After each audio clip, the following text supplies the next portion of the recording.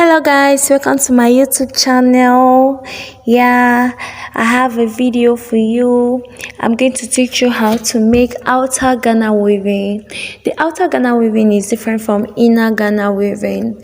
This outer Ghana weaving, I'm going to show you how I made a hands up. Then once you want to get a hands up, you have to cut the hair in a circular form according to where your client want the position to be. Then after cutting the hair in a circular form, you comb it very well for it to be smooth. Then after combing it, you share the hair into three. Then you weave it. You can see how I'm weaving it. You take the first hand, you join it with the other one, then you weave it down. This is so simple. This is so simple. Then you weave it down.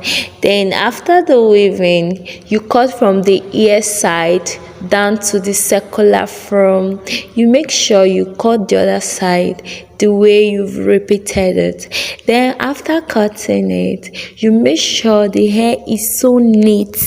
You can use any edge control to make the pattern so neat and visible.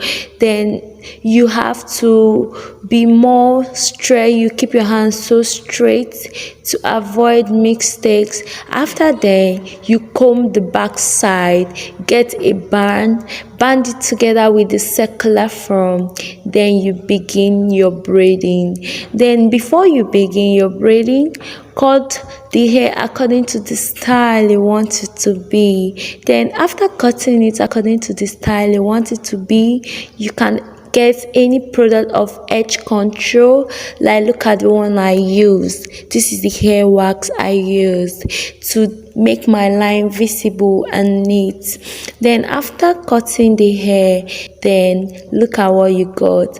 But I'm going to show you how to get an outer Ghana weaving. I'm going to use this one to show you. Just keep on watching. Thank you.